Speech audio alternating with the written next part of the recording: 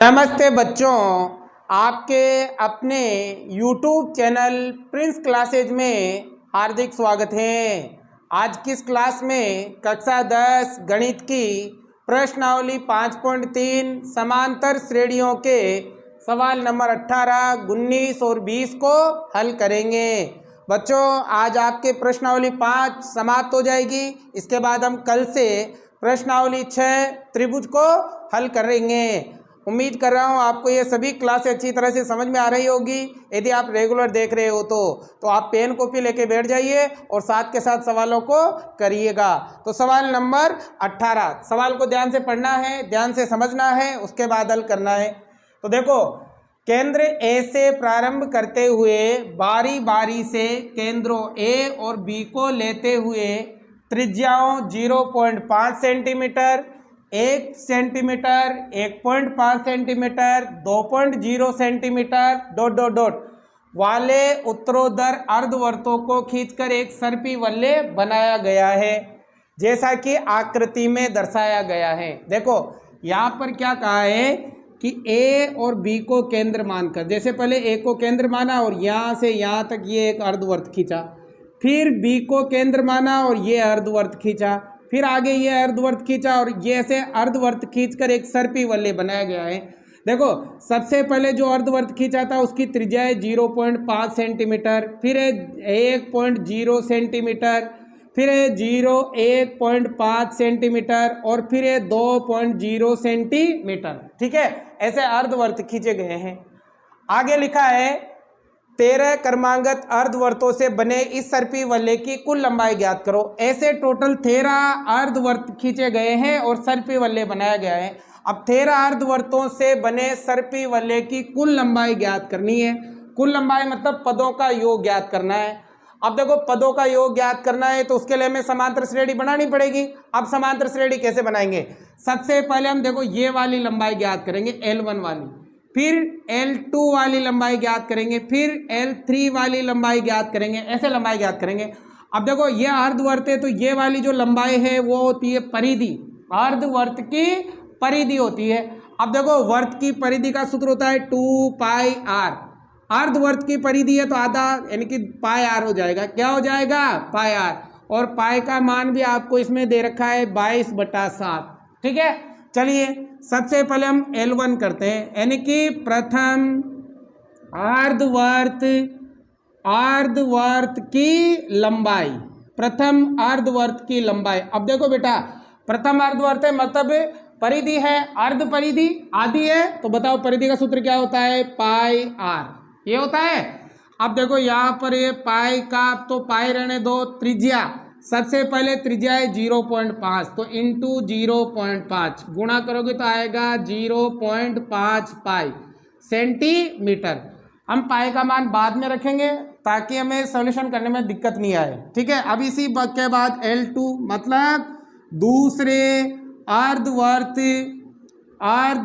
की लंबाई, दूसरे अर्धवर्त की लंबाई बताओ, सूत्र तो वही क्या है? πr। ठीक है, अब देखो पाई का तो पाई इंटू आर, त्रिज्या आप कितनी है? 1.0, तो गुणा करो, ए को पाई से गुणा करेंगे पाई आएगा और आएगा सेंटीमीटर। इसी प्रकार L3 मतलब तीसरे अर्धवर्त की लंबाई। ठीक है, तीसरे अर्धवर्त की लंबाई। ठीक है, अब देखो तीसरे अर्धवर्त की लंबाई सूत्र वही है πr। पाई का तो पाई इंटू त्रिज्या कितनी है तीसरे अर्धवर्त की? 1.5 गुणा करो, दोनों गुणा करोगे तो 1.5 पाई सेंटीमीटर। अब आप चौथे की करना चाहो तो कर लो, वरना 3 से काम चल जाएगा। कर लेते हैं L4 मतलब चौथे अर्धवर्त की लंबाई। अब देखो बेटा, चौथे सूत्र तो वही है πr, पाई का तो पाई इंटू त्रिज्या, अब त्रिज्या कितनी हो गई? 2.0, तो गुणा करो आएगा 2 पाई सेंटीमीटर। ठीक है, सारे अर्धवर्तों की लंबाई हमें पता चल गई।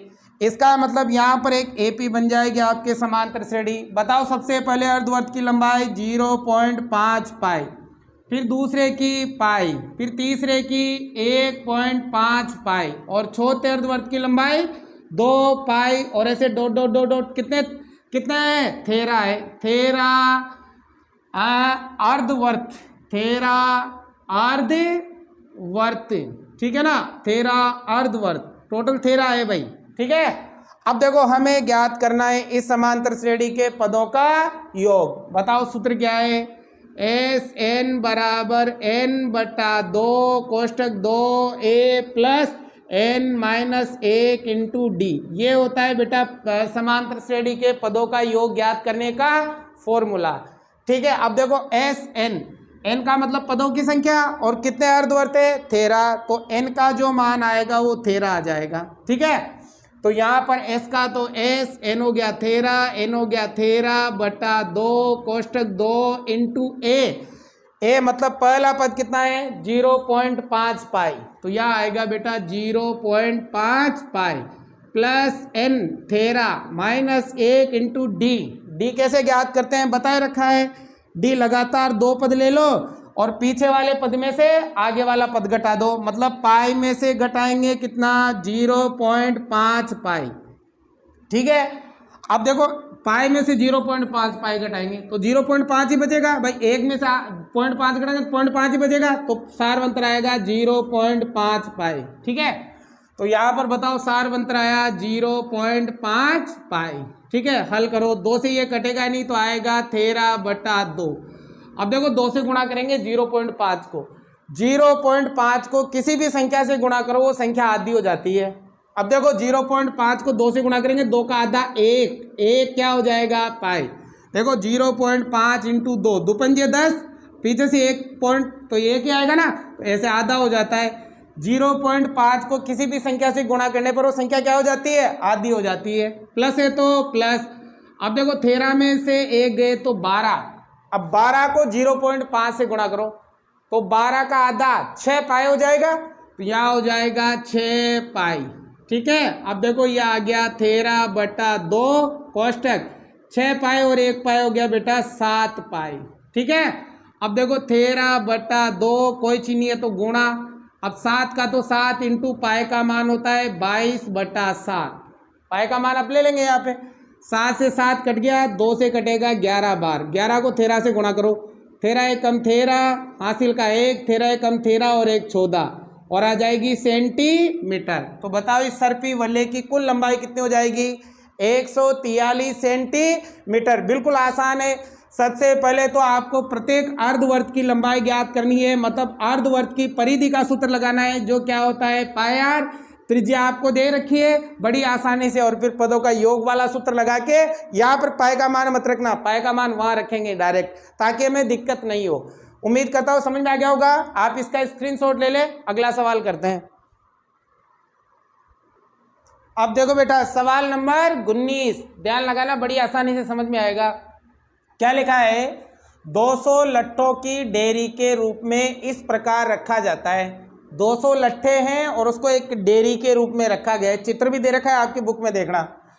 इस प्रकार रखा जाता है कि सबसे नीचे वाली पंक्ति में 20 लट्ठे हैं, सबसे पहले 20, फिर उसके अगली पंक्ति में 19, फिर उसके अगली पंक्ति में 18, फिर 17, फिर 16, फिर 15, ऐसे लट्ठे रखे गए हैं। देखिए आकृति देखना आप, ये 200 लट्ठे कितनी पंक्तियों में रखे गए हैं, हमें ज्ञात करना है कि ये 200 जो लट्ठे हैं वो टोटल कितनी पंक्तियों में रखे गए हैं, तथा सबसे ऊपरी पंक्ति में कितने लट्ठे रखे गए हैं, और हमें बताना है कि सबसे ऊपर वाली जो पंक्ति है उसमें कितने लट्ठे रखे गए हैं। तो इसके लिए भी हमें यहाँ एक एपी बनानी पड़ेगी। अब एपी के लिए देखो ध्यान लगाओ, सबसे पहली पंक्ति में कितने लट्ठे हैं, सबसे नीचे वाली पंक्ति में 20, फिर उसके बाद 19, फिर उसके बाद 18, ऐसे एपी बन जाएगी। तो देखो यहाँ पर एपी बना लेंगे, सबसे नीचे वाली पंक्ति में 20, फिर 19, फिर 18 और ऐसे डॉट डॉट डॉट डॉट आगे तक। तो यहाँ लिख देना सब नीचे, सब पहली पंक्ति दूसरी पंक्ति, ऐसे पहली दूसरी और तीसरी पंक्ति में लट्ठे, ठीक है, ये लिख देना आप लोग, ठीक है। तो एक एपी बन जाएगी। अब देखो टोटल लट्ठे 200 है, यानी कि एस एन बराबर है 200, कुल लट्ठे 200 है ना, पदों का योग दे रखा है। अब हमें बताना है कि ये जो लट्ठे वो कितनी पंक्तियों में रखे जाएंगे, मतलब हमें ज्ञात करनी है पंक्तियों की संख्या ज्ञात करनी है, और ये भी ज्ञात करना है कि सबसे ऊपर वाली जो पंक्ति है उसमें कितने लट्ठे रखे जाएंगे। तो बताओ यहाँ पर पदों का योग दे रखा है, तो पदों के योग का ही सूत्र लगेगा। बताओ सूत्र क्या है, एस एन बराबर एन बटा 2 कोष्टक 2 ए plus N minus 1 into d. अब देखो बेटा एस का तो एस एन का मान दे रखा है 200 बराबर एन ज्ञात करना है बटा 2, पंक्तियों की संख्या ज्ञात करनी है, एन ज्ञात करना है। 2 इंटू ए मतलब पहली पंक्ति में 20 प्लस एन ज्ञात करना है माइनस का 1 इंटू डी का मतलब होता है सारवंतर। और बताओ सारवंतर कैसे, लगातार 2 पद लेंगे, पीछे वाले पद में से आगे वाला पद घटा देंगे, तो 20 में से 19 गया तो माइनस का 1, तो डी का मान आ गया माइनस का 1। ठीक है, अब देखो ये 2 भाग में तो गुणा में, तो आएगा 200 इंटू 2 बराबर एन कोष्टक 20 दूनी 40। अब देखो बेटा ये 1 अंदर गुणा हो जाएगा, तो 1 को n से गुणा करेंगे n ही आएगा, लेकिन प्लस माइनस प्लस माइनस, यहाँ भी 1 को 1 से गुणा करेंगे 1 ही आएगा, और ये किसका आएगा प्लस का, क्योंकि माइनस माइनस प्लस हो जाएगा। अब देखो 200 का डबल हो गया भाई 400 बराबर n को अंदर गुणा करेंगे, पहले देखो यहाँ जोड़ लो आप, 40 और 1 41, 40 और 1 41, 41 को n से गुणा किया तो आ गया 41n, n को n से गुणा किया तो आ गया n का स्क्वायर। ठीक है, अब देखो n स्क्वायर भी है n भी है, तो यहाँ पर द्विघात समीकरण बनेगा, तो आप या तो इसका इधर पक्षांतरण कर लो या 400 का उधर पक्षांतरण कर लो। तो मैं इनका इधर कर लेता हूँ, क्योंकि ये माइनस का है तो प्लस का हो जाएगा। तो बताओ देखो ये माइनस का इधर आते ही प्लस का, ये प्लस का इधर आते ही माइनस का, और ये तो पहले से ही किसका है प्लस का, और बराबर में क्या बचेगा 0। तो यहाँ पर एक द्विघात समीकरण बन गया। अब द्विघात समीकरण को हल करने की हमारे पास 2 विधियां हैं, एक तो है गुणनखंड विधि और एक है श्रीधराचार्य सूत्र। तो हम गुणनखंड विधि लगा देंगे। गुणनखंड विधि में बताओ क्या करते हैं, पहली संख्या इंटू तीसरी संख्या, पहली संख्या n स्क्वायर और तीसरी संख्या है 400, गुणा करने पर आएगा 400 n स्क्वायर। अब बीच की संख्या है माइनस 41n, बेटा 41 के कितने टुकड़े करोगे 2, जोड़ने या घटाने पर तो 41 आए और गुणा करने पर 400 आए। 41 के ऐसे टुकड़े करो कि जोड़ने या घटाने पर तो 41 आए और गुणा करने पर कितने आए 400 आए।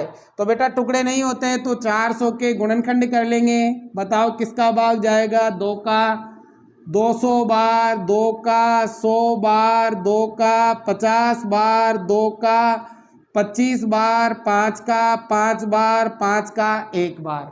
हमें गुणनखंड 2 ही चाहिए, लेकिन यहाँ बहुत सारे हो गए तो गुणा कर लो, 2 दूनी 4, 4 दूनी 8 और 8 दूनी 16, 16 तो ये हो गए भाई। अब 50 25, क्या 25 में 16 जोड़ने पर 41 आते हैं, आते हैं, हाँ ये आते हैं, और 25 को 16 से गुणा करने पर वही 400 आएंगे। तो एक टुकड़ा तो हो गया आपके कितना 16n और एक हो गया 25n। अब बात करेंगे चिन्ह की, चिन्ह यहाँ प्लस का है तो दोनों ही टुकड़े या तो होंगे प्लस के या दोनों ही होंगे माइनस के। ठीक है, अब यहाँ चिन्ह माइनस का है तो दोनों ही होंगे किसके माइनस के। तो बताओ n स्क्वायर, एक तो है 16n और एक है 25n, 16n में 25n जोड़ोगे तो 41n आएगा, प्लस का कितना 400 बराबर में 0। अब बनाएंगे बेटा 2 2 के जोड़े। ठीक है, अब 2 2 के जोड़े देखो यहाँ क्या कॉमन आ रहा है, n कॉमन आ गया, n का भाग यहाँ 2, n बचेगा, n का भाग यहाँ 16, क्या कॉमन आएगा 25, 25 का भाग जाएगा दोनों में। अब देखो 25 का भाग यहाँ देंगे केवल n बचेगा, माइनस प्लस माइनस, 25 का भाग 400 में 16 बार, क्योंकि 25 को 16 से गुणा करने पर ही 400 आता है तो 16 बार भाग जाएगा। अब देखो ये दोनों सेम है, दोनों में से एक ले लो, n माइनस 16 और एक आएगा n माइनस 25 बार वाला, दोनों को रखो 0 के बराबर, n माइनस 16 बराबर 0 और n माइनस 25 बराबर 0।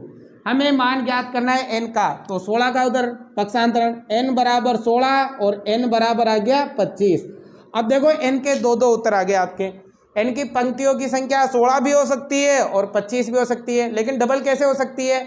डबल एक तो डेयरी आप ऐसे बनाओ, देखो डेयरी एक तो इस तरह से बने, ठीक है, इस तरह से डेयरी है ना। सबसे पहले 20 लट्ठे, फिर 19, फिर 18, फिर 17, फिर 16 ऐसे, या फिर डेयरी ऐसे बने, ऐसे ऐसे करके फिर ये यहाँ से चौड़ी करेंगे और ऐसे ऐसे डेयरी बने, ठीक है ना। तो आपके पंक्तियों की संख्या चेंज हो सकती है, लेकिन डेयरी हमें ऐसे ही बनानी है। जैसे यहाँ आ जाए है ना, पहली में 20, फिर 19, फिर 18, 17, फिर यहाँ से बढ़ा दे वापस, ठीक है ना। लेकिन इसका असली जो पता है वो आगे चलेगा, अभी पता नहीं चल रहा है कि डेयरी में कितनी पंक्तियाँ बनेगी टोटल, है ना। तो पंक्तियाँ 16 भी हो सकती है और 25 भी हो सकती है। अब देखो इसका पता कैसे चलेगा?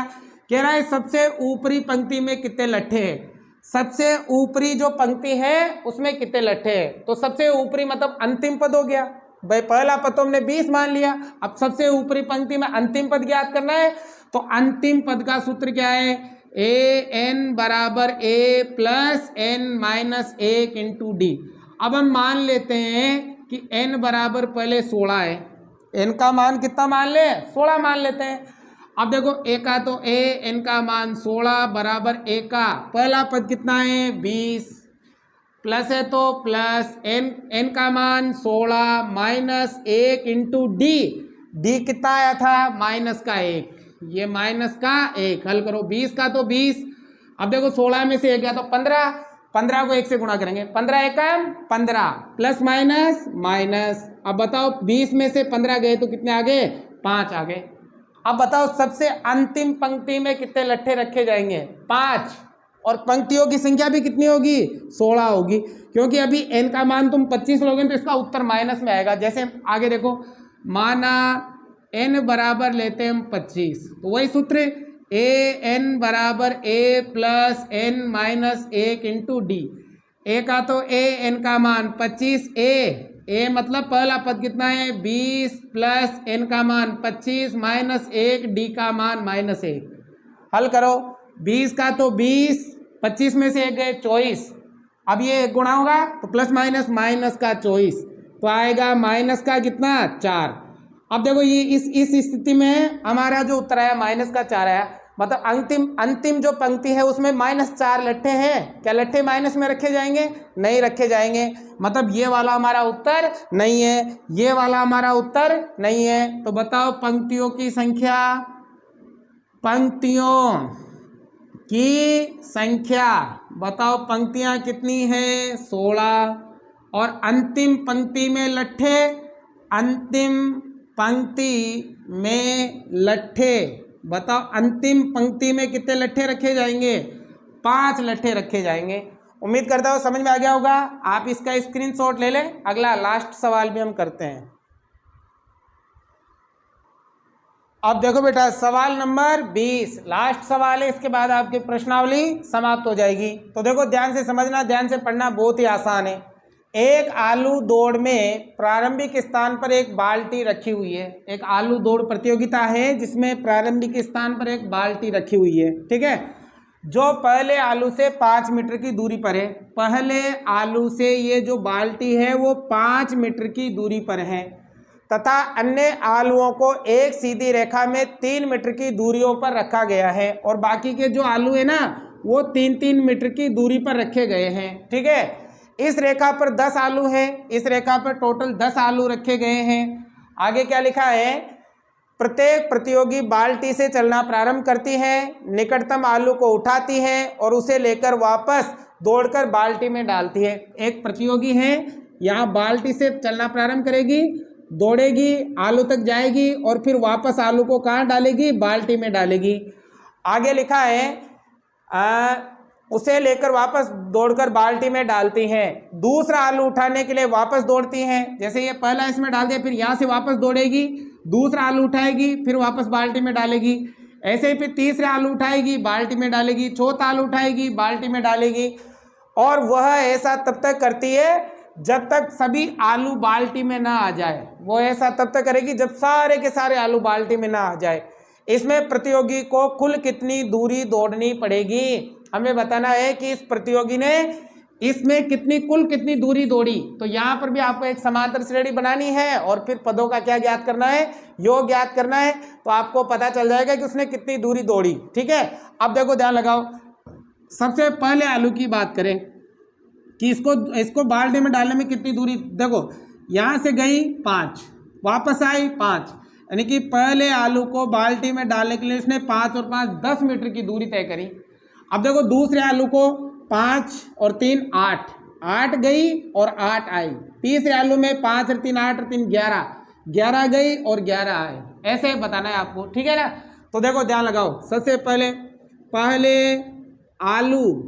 पहले आलू को बाल्टी में डालने के लिए तय दूरी। अब देखो 5 आई और 5 गई, डबल, यानी कि 2 × 5 बराबर हो गया 10 मीटर। ठीक है, इसी प्रकार दूसरे आलू को बाल्टी में डालने के लिए तय दूरी। अब देखो 5 ये और 3 ये, 5 और 3 8, 5 + 3 और इसका डबल, क्योंकि जितना आ रही है उतना ही वापस जाएगी। 5 और 3 8, 8 दूनी हो गया भाई 16 मीटर। ठीक है, इसी प्रकार तीसरे आलू को बाल्टी में डालने में तय दूरी। अब तीसरे आलू को देखो 5 3 8 और 3 11, यानी कि 5 + 3 और इनका डबल, क्योंकि जितना आ रही है उतनी जाएगी वापस। 5 और 3 8 और 5 और 3 8 और 3 11 हो गए भाई। 11 को 2 से गुणा करोगे, 11 दूनी 22 मीटर। ठीक है, तो बस 3 पद काफी है आपके। तो एपी बना लो आप। एपी बताओ, पहले आलू में कितनी दूरी 10, दूसरे में 16, तीसरे में 22 और ऐसे डो टोटल कितने आलू हैं, 10 आलू है भाई। 10 आलू है ना, तो 10 आलू को बाल्टी में डालना है। अब यहाँ ज्ञात कर लो पदों का योग। बताओ सूत्र क्या है, SN = N/2 कोष्टक 2A + N - 1 × D, ये होता है। S का तो S, N कितने आलू हैं 10, तो पदों की संख्या हो गई 10, पदों की संख्या 10/2, 2 × A, पहले आलू को कितनी दूरी 10 + N, 10 आलू हैं -1 × D। अब D कैसे निकालोगे, लगातार 2 पद लेंगे और पीछे वाले में से आगे वाला घटा देंगे, तो D का जो मान आएगा 16 - 10 बराबर 6 मीटर। 6 आ जाएगी ना, तो ये अच्छे लिख दो भाई। 2 से कट गया कितनी बार, 5 बार, 10 दूनी हो गया 20 प्लस, अब देखो 10 में से 1 गया तो 9, 9 को 6 से गुणा करो, 9 × 6 = 54। अब देखो 5 कोई चीज नहीं है तो गुणा, 20 और 54 कितने हो गए भाई 74, गुणा कर दो बेटा, 5 चौको 20, हासिल का 2, 5 7 35 और 2 गए 37। तो बताओ कितनी दूरी तय करनी पड़ेगी, 370 मीटर की दूरी उसको तय करनी पड़ेगी, ये सभी आलू को बाल्टी में डालने के लिए। उम्मीद करता हूं आपको अच्छी तरह से ये सभी सवाल समझ में आ गए होंगे। प्रश्नावली 5 आपके समाप्त हुई, कलम प्रश्नावली 6 स्टार्ट कर देंगे। समझ में आया हो तो लाइक शेयर सब्सक्राइब जरूर से जरूर करें। Thank you watching for this class.